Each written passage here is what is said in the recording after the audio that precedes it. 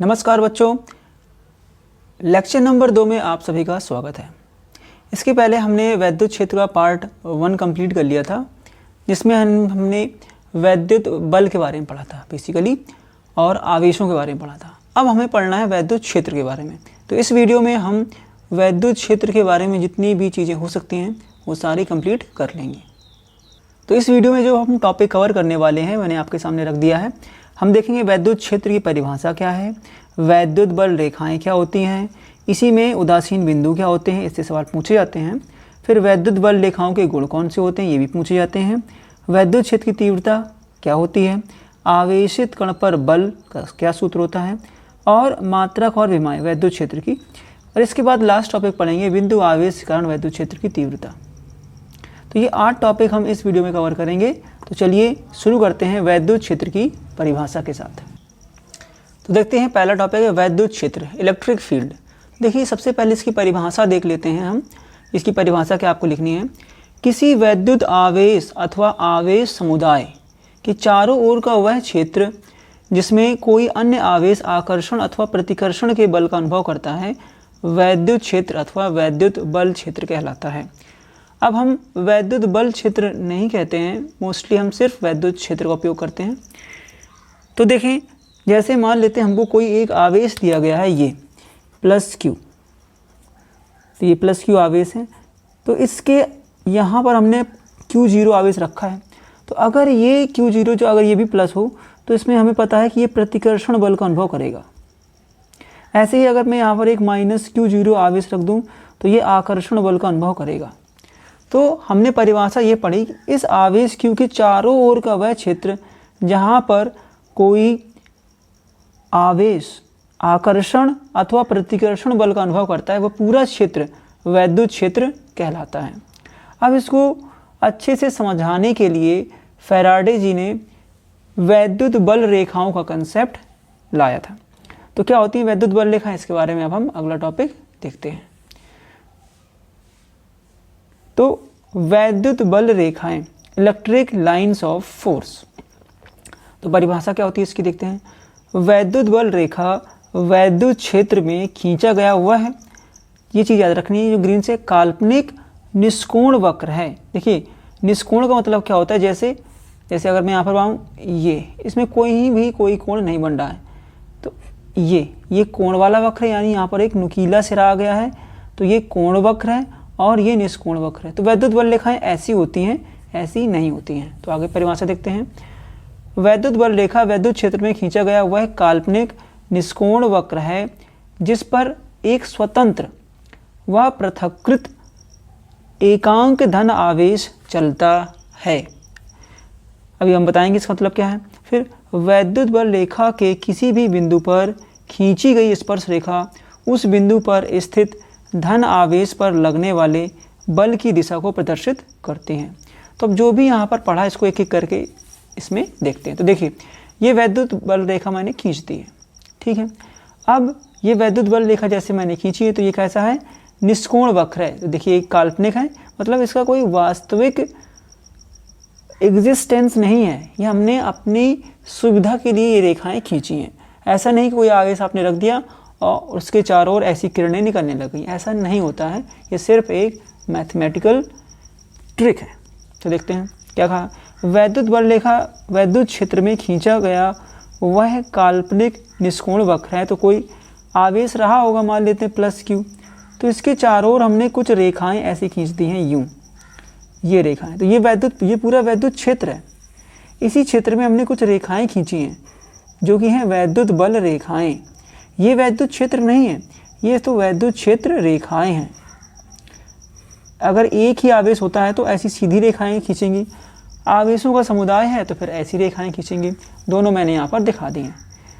अब खींचा गया हुआ है काल्पनिक और निष्कोण वक्र, देखो रेखाओं में भी कहीं भी कोण नहीं बन रहा, जिस पर एक स्वतंत्र व पृथक्कृत, स्वतंत्र तो यहाँ पर क्यू आवेश जैसे मैं यहाँ पर रख दूँ तो ये आवेश क्या होगा, वैद्युत क्षेत्र की दिशा में चलने लग जाएगा। ऐसे अगर ये प्लस क्यू आवेश है तो ये ऐसे चलना शुरू कर देगा।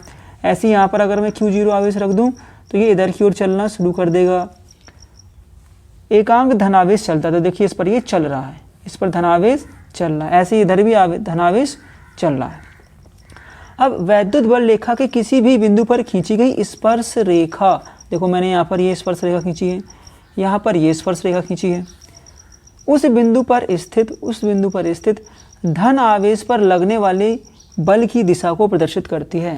तो देखिए अगर वैद्युत क्षेत्र इस दिशा में है और मैंने यहाँ पर एक धन स्पर्श रेखा ऐसे खींची है, तो इसका मतलब ये है कि इस बिंदु पर जो वैद्युत बल है वो इस दिशा में लग रहा होगा। अभी इस बिंदु पर वैद्युत बल जो है वो इस दिशा में लग रहा है। इस बिंदु पर अगर स्पर्श रेखा खींचूंगा तो वैद्युत बल ऐसे खींचेगी तो यहाँ पर बल इस दिशा में लग रहा होगा। यहाँ पर खींचूंगा तो वैद्युत बल इधर की ओर लग रहा होगा। यहाँ पर खींचूंगा तो वैद्युत बल इस दिशा में लग रहा है।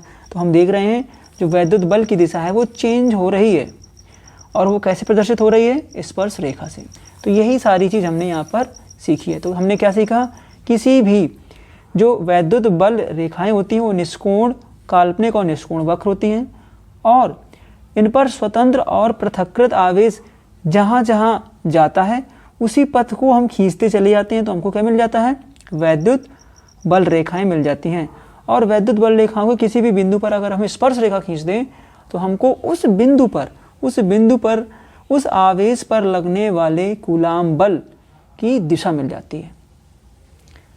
तो आशा करता हूँ कि ये वाला टॉपिक आपको समझ में आ गया होगा। अब आगे चलते हैं। अब हम जरा वैद्युत बल रेखाओं के बारे में और जानकारी हासिल करते हैं। तो देखिए अगर एक धन आवेश है तो उससे वैद्युत बल रेखाएं अगर आप खींचेंगे तो बाहर की ओर निकलेंगी, यहाँ से बाहर से निकल करके अनंत तक चली जाएंगी और सीधी रेखाएं रहेंगी, त्रिज्यीय दिशा में ऐसे निकलेंगी। अगर ऋण आवेश है तो अनंत से चलकर वैद्युत बल रेखाएं इस पर आकर ख़त्म हो जाएंगी। इसका मतलब ये है कि अगर यहाँ पर धन आवेश रखा जाए तो यहाँ से चलकर ये अनंत तक चला जाएगा, और अगर ऋण आवेश रखा है तो यहाँ पर अनंत पर रखा हुआ कोई भी ऋण आवेश चल करके इस ऋण आवेश तक पहुँच जाएगा। फिर इसके बाद अगर हम यहाँ पर देखें धन और ऋण दोनों आवेशों को एक जगह रख दें तो क्या होगा? धन आवेश से वैद्युत बल रेखाएं निकलेंगी और निष्कोण वक्र बनाती हुई ऋण आवेश पर समाप्त हो जाएंगी। देखिए ये सारी ऐसे ये सीधी चली गई है, फिर ये और यहाँ से ये ऐसे जा रही हैं और होते हुए फिर लौट के यहाँ पे आ जाएंगी। ये ऐसे जा रही है, यहाँ से होते हुए ऐसी आ जाएगी, और ये सीधे यहाँ से निकली अनंत तक जाएगी और फिर इस वाले अनंत से यहाँ पर वापस आ जाएगी। यहाँ से ये निकली है, ये ऐसे जाकर इसमें मिल जाएगी, यहाँ से इसमें निकली इसमें ख़त्म हो जाएगी। तो यहाँ पर ध्यान देने वाली बात यह है कि दोनों धन और ऋण आवेशों का परिमाण यहाँ पर बराबर है। फिर ऐसे ही यहाँ पर दो धन और धन आवेश रखे हैं, ऋण और ऋण भी हो सकते थे।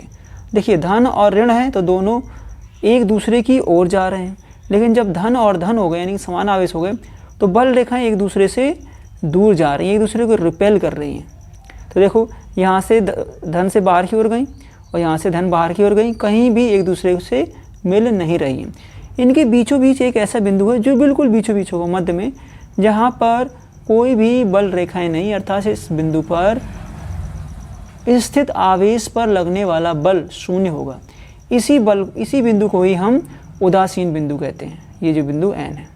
अब अगर आवेश अलग अलग परिमाण के हो, यानी कि ये Q1 हो और ये Q2 हो, और दोनों यहाँ से ये R1 न्यूट्रल बिंदु तो बीच में होगा कहीं पर, तो हम अगर यहाँ पर मान लें कि पहले आवेश से R1 दूरी पर और दूसरे आवेश से R2 दूरी पर है।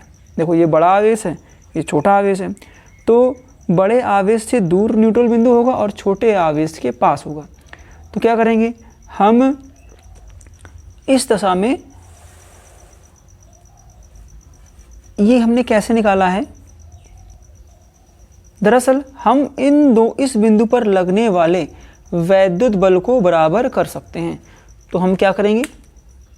तो यहाँ पर हम कैलकुलेट करेंगे बिंदु N पर 1/4 पाई एप्सिलॉन नॉट Q1 बटे R1 स्क्वायर बराबर 1/4 pi epsilon not Q2 upon R2 square. ये से ये कट गया और हमको मिल जाएगा Q1 बटे R1 स्क्वायर बराबर Q2 अपॉन R2 स्क्वायर। और ये कंडीशन जो है हमारी है उदासीन बिंदु को ज्ञात करने की।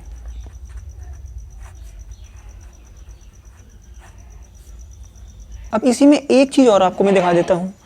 वो चीज़ ये है कि अगर आवेश हमारा ज़्यादा है तो उससे निकलने वाली वैद्युत बल रेखाएं ज़्यादा होंगी, जैसे देखो इसमें कितनी रेखाएं निकल रही हैं, ज़्यादा है तो इसको तो कैसे रिप्रेजेंट किया गया, इसमें है 1 2 3 4 5 6 7 8 9। इसमें देखते हैं 1 2 3 4 5 6 7। तो अगर आवेश छोटा है तो वैद्युत बल रेखाएं उसमें छोटी होंगी, और आवेश बड़ा है तो उसमें वैद्युत बल रेखाएं ज़्यादा होंगी। तो इसी में मैं आपकी एक छोटी सी क्विज ले लेता हूँ, अब आंसर कमेंट में दीजिएगा कि क्या इसका आंसर सही है। तो अब इन दोनों आवेशों Q1 और Q2 पर ध्यान दीजिए। तो बताइए Q1 और Q2 में किसका परिमाण ज़्यादा है और इनमें क्या संबंध है। तो देखिए हम इनकी वैद्युत बल रेखाएं गिन लेते हैं, 1 2 3 4 5 6 7 8। तो Q1 में है 8 वैद्युत बल रेखाएं, और Q2 में कितनी हैं, इसमें केवल 1 2 3 4 बल रेखाएं। तो अगर हम चाहें तो हम इससे देख के बता सकते हैं कि Q1 जो है वो ग्रेटर देन है Q2 से। और संबंध क्या होगा, हम यहाँ पर Q1/Q2 निकाल सकते हैं, जो कि होगा 8/4। 4 एकम 4, 4 दूनी 8। तो यहाँ से संबंध क्या निकलेगा, Q1 बराबर 2Q2, अर्थात जो Q1 आवेश है वो Q2 से 2 गुना होगा, इसीलिए इसके पास 2 गुनी वैद्युत बल रेखाएं हैं। तो वैद्युत बल रेखाओं से संबंधित जो परिभाषा से संबंधित जो भी डाउट थे आपके वो क्लियर हो चुके होंगे। अब हम वैद्युत बल रेखाओं के गुणों के बारे में जानते हैं, क्योंकि इससे 1 नंबर का सवाल पूछ लिया जाता है।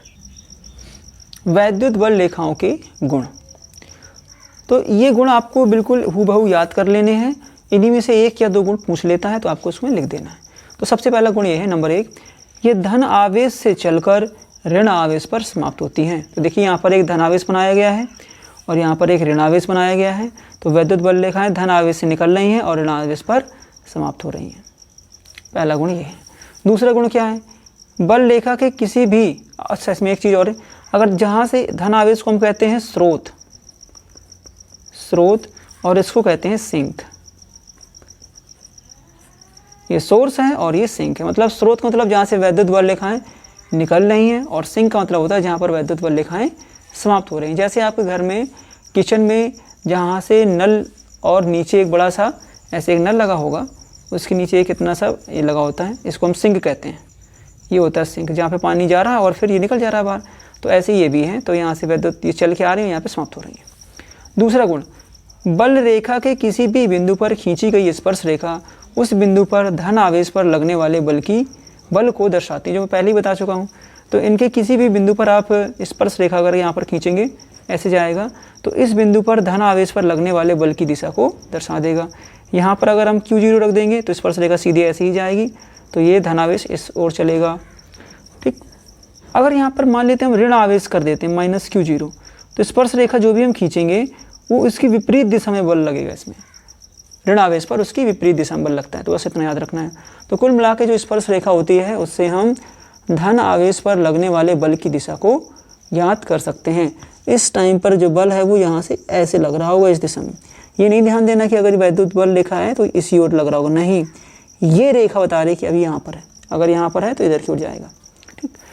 नंबर 3, कोई भी 2 बल रेखाएं परस्पर काट नहीं सकती, क्योंकि उस दशा में कटान बिंदु पर 2 स्पर्श रेखाएं खींची जा सकती हैं जो उस बिंदु पर बल की 2 दिशाएं प्रदर्शित करेंगी, जो कि असंभव है।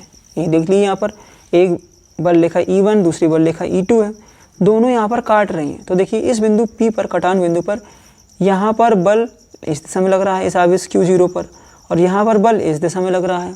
तो एक ही साथ यह आवेश 2 दिशाओं में नहीं जा सकता है, इसकी सिर्फ एक ही दिशा होनी चाहिए। इसलिए इस बिंदु पर केवल एक ही वैद्युत क्षेत्र संभव है। तो इसका मतलब ये है कि ये दोनों रेखाएं एक दूसरे को काट नहीं सकती हैं। ठीक। चौथा, कोई भी बल रेखा यकायक नहीं टूट सकती है, मतलब एकदम से चलते चलते बीच में टूट नहीं सकती है, क्योंकि उस दशा में एकांक धन आवेश एक स्थान से दूसरे स्थान तक अचानक चला जाता है, जो कि असंभव है।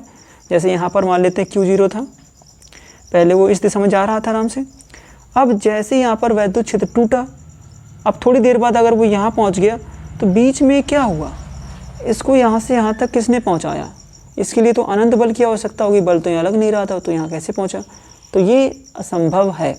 इसलिए वैद्युत बल रेखाएं एकाएक टूट नहीं सकती हैं। एक बार धनावेश से निकली तो अनंत तक चली आएंगी, और अनंत से चली तो ऋणावेश पर आके खत्म होंगी।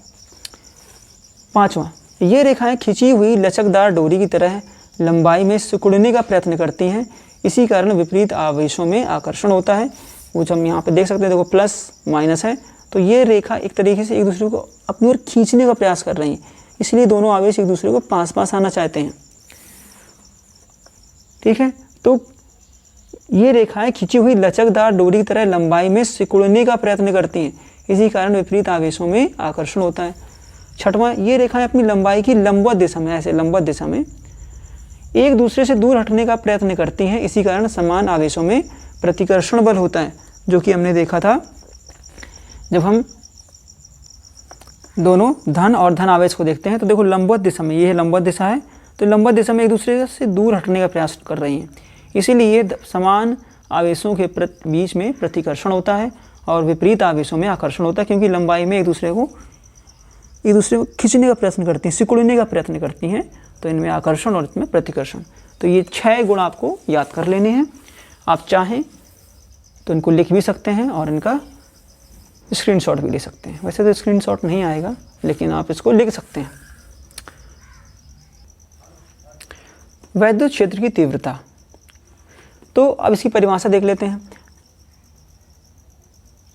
वैद्युत क्षेत्र में किसी बिंदु पर रखे परीक्षण आवेश पर लगने वाले बल तथा परीक्षण आवेश के मान की निष्पत्ति को उस बिंदु पर वैद्युत क्षेत्र की तीव्रता ई वेक्टर कहते हैं। तो देखिए यहाँ पर कोई प्लस क्यू आवेश रखा है, इससे कुछ दूरी पर यहाँ पर एक परीक्षण आवेश क्यू जीरो रखा है, इस पर लगने वाले बल, इनके बीच जो बल लगेगा कूलम बल, उसका मान F है। तो इस बल F और इस आवेश Q की निष्पत्ति को ये जो निष्पत्ति यहाँ पर कहा गया, मतलब इसका अनुपात को ही वैद्युत क्षेत्र कहा जाता है। अर्थात यहाँ पर हम लिखेंगे E वेक्टर बराबर F वेक्टर बटे Q0। यही हमारा क्या है, वैद्युत क्षेत्र की तीव्रता है। अब यहाँ पर अगर यदि ऋण आवेश होता तब क्या होता, E बराबर जो होता है लगने वाला बल F बटे परीक्षण आवेश कितना हो जाएगा, माइनस का Q0, अर्थात यहाँ पर ये हो जाएगा minus F vector divided by Q0। कहने का मतलब ये है कि अगर हमारा परीक्षण आवेश धन आवेश है, तो जिस दिशा में बल लग रहा है, हमारी वैद्युत क्षेत्र भी उसी दिशा में होगी, ये वैद्युत क्षेत्र।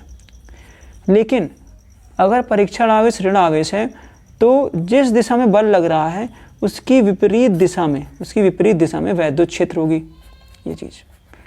ये वैद्युत क्षेत्र क्या होगी, उसकी विपरीत दिशा में होगी। अर्थात धन परीक्षण आवेश में वैद्युत क्षेत्र और वैद्युत क्षेत्र F वेक्टर और E वेक्टर सेम दिशा में होंगे। और अगर हमारा ऋण आवेश है तो वैद्युत बल विपरीत दिशा में लगेगा और वैद्युत बल विपरीत दिशा में होगा किसकी, वैद्युत क्षेत्र की। तो यहाँ पर यह है F वेक्टर और यह है हमारा E वेक्टर। तो आप इतना आपको याद रखना है, यानी कि वैद्युत क्षेत्र में अगर हम धनावेश रखेंगे, अर्थात वैद्युत क्षेत्र में अगर हम धनावेश रखेंगे तो ये वैद्युत क्षेत्र की दिशा में ही गति करेगा, और अगर ऋण आवेश रखेंगे तो वैद्युत क्षेत्र की दिशा के विपरीत दिशा में गति करेगा। तो इतनी सी चीज़ें हमारी वैद्युत क्षेत्र में। अब हमें पढ़ना है कि मान लेते हैं कोई आवेश, परीक्षण आवेश की जगह कोई दूसरा आवेश होगा, तब उसमें कितना बल लगेगा। तो आवेश Q पर लगने वाला वैद्युत बल, तो हमें याद रखना है, हमें पता है कि E वेक्टर बराबर कितना है, F वेक्टर बटे Q। तो यहाँ से हमको पता चल जाएगा F वेक्टर बराबर कितना हो जाएगा, Q इंटू E वेक्टर। बस ये फॉर्मूला हमको याद रखना है। अब इसका मात्रक और विमा याद कर लेते हैं कि इसका मात्रक क्या होगा और इसकी विमा क्या होगी। तो मात्रक क्या हो जाएगा, देखते हैं। मात्रक जो हो जाएगा, तो E का मात्रक बराबर F वेक्टर का मात्रक बटे Q का मात्रक। F का मात्रक क्या होता है? बल यानी कि न्यूटन, बटे Q का मात्रक क्या होता है? कूलाम। तो इसका मात्रक क्या हो गया? न्यूटन बटे कूलाम। इसको हम Nc-1 भी लिख सकते हैं। तो ये हो गया हमारा Q का मात्रक। अब इसकी विमा निकाल लेते हैं एक बार। तो विमा क्या हो जाएगी? तो E की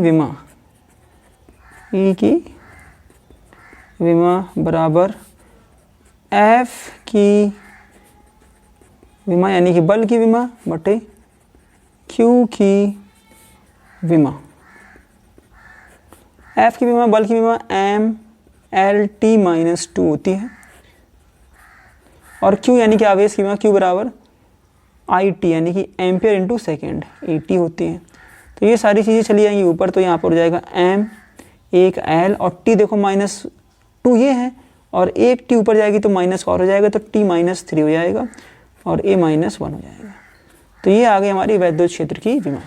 तो इस तरीके से वैद्युत क्षेत्र के बारे में परिभाषा, उसका मात्रक और उसकी विमा हमने पढ़ लिया है।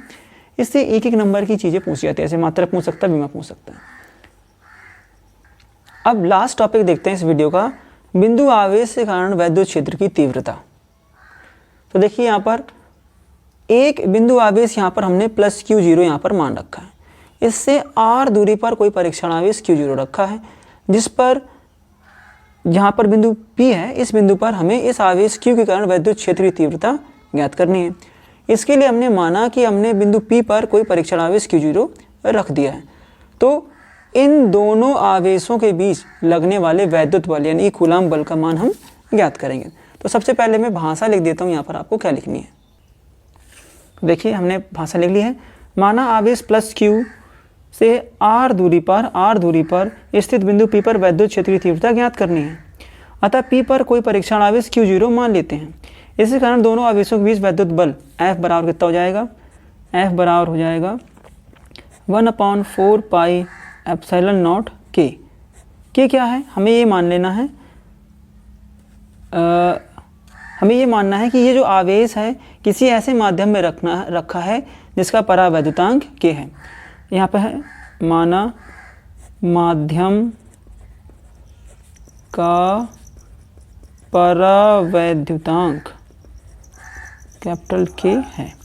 तो 1/4 pi epsilon not K Q0 divided by R², और जो दिशा होगी वो हमारी R कैप की दिशा, हम इस दिशा में ही मान सकते हैं R कैप दिशा। ठीक, अब वैद्युत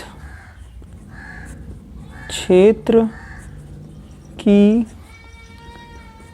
परिभाषा से बिंदु P पर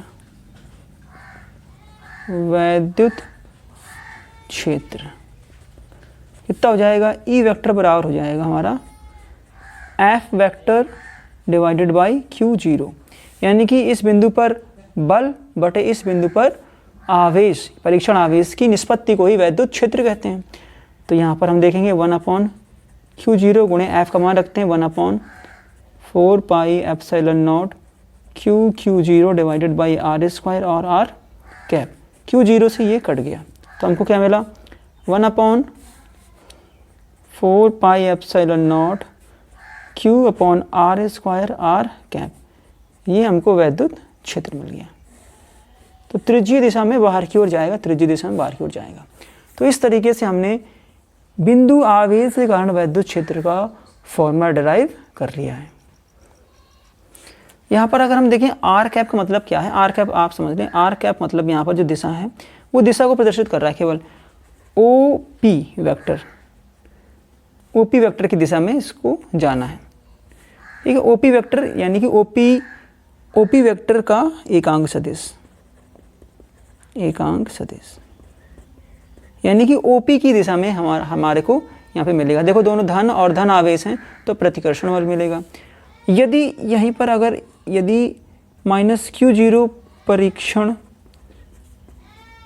आवेश होता तो देखो परीक्षण आवेश अगर नेगेटिव कर देंगे तो दोनों के बीच हमें आकर्षण बल मिलेगा। तो बाकी सब कुछ सेम रहता, ई बराबर बाकी बिल्कुल सेम रहता है 1/4 पाई एप्सिलॉन नॉट, अरे यहाँ पर क्या आएगा के क्यू अपॉन आर स्क्वायर, बस यहाँ पर दिशा जो होती वो माइनस आर कैप हो जाती। अब मैंने फिर से बता दिया, तो माइनस आर कैप का मतलब क्या होता है, यहाँ पर ये होती पी से ओ की ओर, पी से ओ की ओर जो वैद्युत क्षेत्र की दिशा हो जाएगी वो पी से ओ की ओर हो जाएगी।